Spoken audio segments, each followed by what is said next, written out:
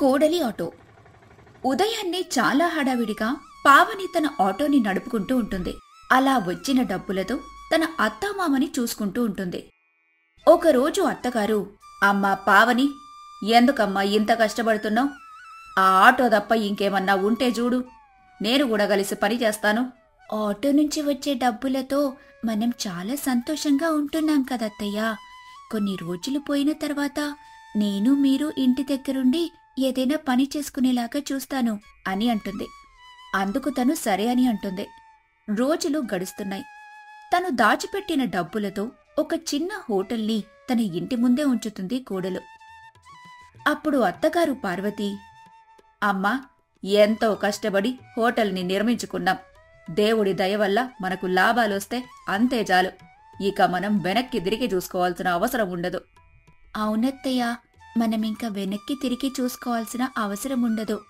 ఒక 2 నెలల్లో బాకీలు మొత్తం కూడా పూర్తయిపోతాయి. ఇంకెవరూ కూడా మన ఇంటి మీదకి వచ్చి మాట్లాడరు. ఆ మాటలు విని మామయ్య శంకరం, అమ్మా పావని, నేను నిన్ను ఏమి అనలేకపోతున్నాను.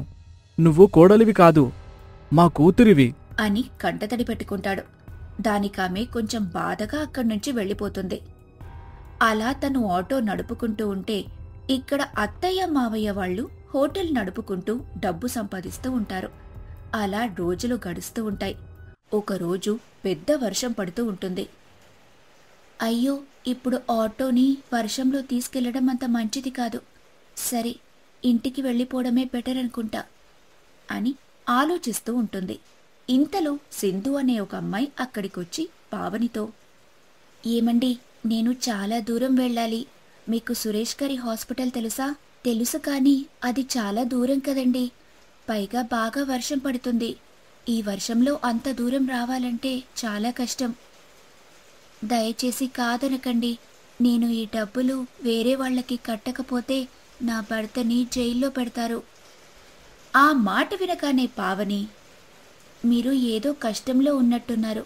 సరే, వెళ్దాం పదండి అంటూ తన ఆటోలో ఆమెని ఎక్కించుకొని బయలుదేరుతుంది. తను సరాసరి ఒక వ్యక్తి దగ్గరికి వెళ్లి అతనికే డబ్బిచ్చి అతనితో, ఇదిగోండి మీ డబ్బు. ఇంక నా భర్త మీద నిందలు వేయకండి. ఎవరో చేసిన తప్పుకి మేము బలైపోయాం. సరే, నా డబ్బు నాకొచ్చింది కదా, నీ భర్తని రేపటి నుంచి పనిలోకి రమ్మను. నా భర్త ఎక్కడికి రాడు. నా భర్తకు నేనేదైనా మరో ఉద్యోగం చూస్తాను. అంతేకాని మళ్ళీ ఈ ఊబిలో మాత్రం అస్సలు పడను అని చాలా కోపంగా ఆటో ఎక్కి కూర్చుంటుంది. ఆటో నడుపుతూ ఉండగా, మీరు మాట్లాడిన మాటలని నేను విన్నానండి. మీరేమనుకోకపోతే అసలేం జరిగిందో చెబుతారా? ఇప్పుడు నేను మాట్లాడాను కదా అండి, అతను బాగా డబ్బున్నవాడు. చూడ్డానికి అసలు డబ్బుల్లేనివాడిలాగా, పేదవాడిలాగా ఉంటాడు. ఆయన దగ్గర నా భర్త గుమాస్తాగా పనిచేస్తున్నాడు.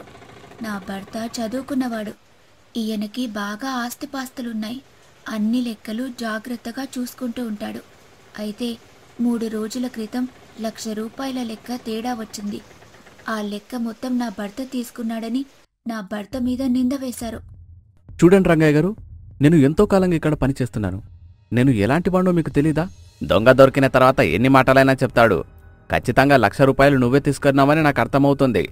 మర్యాదగా డబ్బు కడతావా, లేకపోతే నిన్ను పోలీస్ స్టేషన్కి అప్పజెప్పమంటావా? నేను చెప్తుంది నిజమండి. మీరు నన్ను ఎందుకు నమ్మడం లేదు? ఆ డబ్బు నేను తీసుకోలేదు. నేను నిజమే చెప్తున్నాను. ఆ డబ్బు నువ్వు తీసుకోకపోతే ఆ 1,00,000 రూపాయల లెక్క చెప్పు, లేదంటే 1,00,000 రూపాయలు తీసుకొచ్చివ్వు. నీకు 3 రోజుల సమయం ఇస్తున్నాను. 3వ రోజు మధ్యాహ్నానికల్లా 1,00,000 రూపాయలు నా చేతిలో ఉండాలి, లేదంటే నువ్వు పోలీస్ స్టేషన్లో ఉంటావు. ఆ రోజు నా భర్త ఎంతగానో ప్రాధేయపడి నేను తీసుకోలేదని చెప్పాడు. కానీ ఆయన నా భర్త మాట వినలేదు. నా భర్త ఆ రోజు సాయంత్రం ఇంటికొచ్చి దిగులుగా కూర్చున్నాడు. అప్పుడు నేను, ఏమైందండి, ఎందుకలా ఉన్నారు, ఏం జరిగింది? రంగయ్య గారు ఈరోజు నా మీద పెద్ద నింద వేశారు. 1,00,000 రూపాయల లెక్క తేడా వస్తుంది. ఆ డబ్బు నేనే తీశానని అంటున్నాడు. నేనలాంటి వాణ్ణి కాదు. ఆ విషయం ఆయనకు తెలుసు. మరి ఎందుకలా చేస్తున్నాడో నాకు అర్థం కావడం లేదు. నా మీద పోలీస్ కేసు పెడతా అంటున్నాడు. 3 రోజుల సమయం ఇచ్చాడు ఆ డబ్బు తిరిగివ్వడానికి. 1,00,000 రూపాయలా? మనం 3 రోజులు 1,00,000 రూపాయలు ఎక్కడి నుంచి తీసుకురాగలం? లెక్కలు మొత్తం ఒకసారి చూడొచ్చు కదా. నేను లెక్కలు మొత్తం చూసే చెప్తున్నాను. ఆ 1,00,000 రూపాయలైతే నిజంగా లెక్క తేలడం లేదు. కాని ఎవరు తీశారో అర్థం కావడం లేదు. ఇంకా మిగిలిన పని వాళ్ళు కూడా ఉన్నారు. వాళ్లలో ఎవరైనా తీసి ఉంటారు. కాని ఆయన మాత్రం నన్నే అడుగుతున్నారు. నాకేం చేయాలో అర్థం కావడం లేదు. మీరు ఏం బాధపడకండి. నా దగ్గరున్న బంగారం అమ్మి ఆ డబ్బు ఆయనకి ఇచ్చేయండి.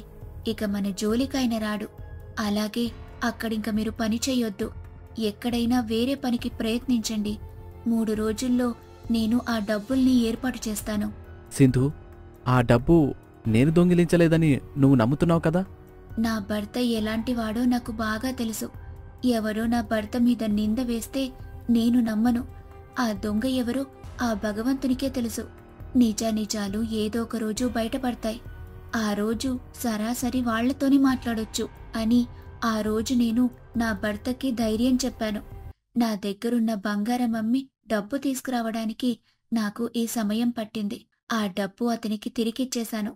నా భర్త వేరే పని కోసం చూస్తున్నాడు, కానీ ఎక్కడా పని దొరకటం లేదు. ఇప్పుడు మా కుటుంబ పరిస్థితి అస్సలు బాలేదండి. ఎక్కడైనా పనుంటే కాస్త చెప్తారా? తనకి డ్రైవ్ చేయడం కూడా వచ్చు. ఆ మాట వినగానే పావని, డ్రైవింగ్ చేస్తాడా? నా దగ్గర ఒక ఆటో ఉందండి. నా దగ్గర వేరే డ్రైవర్ లేడని ఈ ఆటోనొక రోజు, ఆ ఆటోని ఒకరోజు తిప్పుతూ ఉంటాను. నేను దాన్ని అద్దెకిస్తాను.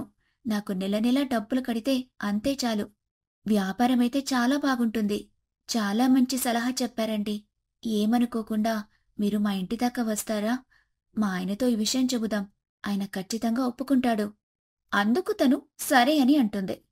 తన ఇంటి దగ్గర ఆటో ఆపుతుంది. ఇంతలో వర్షం కూడా తగ్గిపోవడంతో సింధు తన ఇంటి బయట నుండి తన భర్తని పిలుస్తుంది. అప్పుడు సింధు భర్త వికాస్ అక్కడికొస్తాడు. ఏమండి, నేను డబ్బివ్వడానికి ఈ ఆటోలోనే వెళ్లాను. తనకి జరిగిన విషయమంతా చెప్పాను. తన దగ్గర ఒక ఆటో ఉందంటండి. దాన్ని అద్దెకిస్తానంటున్నారు. దాని గురించి మాట్లాడండి. ఆ మాట వినగానే వికాస్, మీరే చెప్పండి, నెలకి సంపాదన ఎలా ఉంటుంది? మీకు ఎంతకి అద్దె కావాలో చెప్పండి. చూడండి, పెట్రోల్ ఖర్చులన్నీ పోగా నెలకి 25,000 నుంచి 30,000 దాకా మిగులుతాయి. నాకు అద్దె కేవలం 5,000 రూపాయలు ఇవ్వండి చాలు. మిమ్మల్ని చూస్తే మీరు కష్టంలో ఉన్నట్టున్నారు. నేను ఆటోని ఖాళీగా పెట్టుకున్నా నాకు ఉపయోగమేమీ ఉండదు కదా. మీకు లాభం బాగా వస్తున్నప్పుడు నేనే ఎక్కువ డబ్బు అడుగుతానులే అని అంటుంది. అందుకు వికాస్ సరే అని అంటాడు. రేపే వచ్చి ఆటోని తీసుకెళ్తానని చెబుతాడు. అందుకు పావని సరే అని చెబుతుంది. సింధు ఆమెకు ఆటో డబ్బులిస్తుంది. ఆమె డబ్బులు తీసుకుని అక్కడ్నుంచి వెళ్ళిపోతుంది. సింధు, వికాస్ ఇద్దరూ కూడా లోపలికి వెళ్ళిపోతారు. వాళ్ళిద్దరూ కూర్చుని ఇలా మాట్లాడుకుంటూ ఉంటారు. చాలా మంచమ్మాయిలా ఉంది పాపం. ఎంత కష్టం వచ్చిందో. తను కష్టపడి ఆటో నడుపుతుంది. అవును, నేను కూడా చాలా ఆశ్చర్యపోయాను. ఆడవాళ్లు ఆటో నడపడం అంటే చిన్న విషయమేమి కాదు, చాలా పెద్ద విషయం. ఎందుకు తను ఆటో నడుపుతుందో నువ్వు అడగాల్సిందే. మన కష్టం గురించి అడిగింది కాని తన కష్టం గురించి నాకు చెప్పలేదు. ఏముందిలేండి, ఏదో ఒకరోజు తననడుగుతాను. అసలు విషయమేంటో చెబుతుంది కదా అని అంటుంది. ఇంతలో పావని అక్కడికొచ్చి, మీరు ఇందాకే అడిగినట్టయితే నేను చెప్పేదాన్ని కదా అని అంటుంది. వాళ్ళిద్దరూ నిలబడి అలా చూస్తూ ఉంటారు. ఏమైందండి, మళ్ళీ వచ్చారు? మీ బ్యాగ్ ఆటోలో పెట్టి మర్చిపోయారు. అందుకే ఇద్దామనొచ్చాను. ఇంతలో మీరు మాట్లాడుకోవటం నేను విన్నాను. తప్పుగా అనుకోకండి, ఎంతో కష్టముంటే గాని మీరిలా ఆటో నడపరు కదా. అందుకని మేము దాని గురించి ఆలోచిస్తూ మాట్లాడుకుంటున్నాం. అందుకు తను, మరేం పర్వాలేదండి. మీరన్నట్టుగానే చాలా పెద్ద కష్టమే వచ్చింది కాబట్టి ఆటో నడుపుకోవాల్సొస్తుంది. ఇక మీరడుగుతున్నారు కాబట్టి దాని గురించి చెబుతున్నాను. అసలు పావనికి వచ్చిన కష్టమేంటి? తను ఎందుకు ఆటో నడుపుతుంది? తను అసలు వాళ్ళకేం చెప్పింది అనేది తరువాయి భాగంలో చూద్దాం.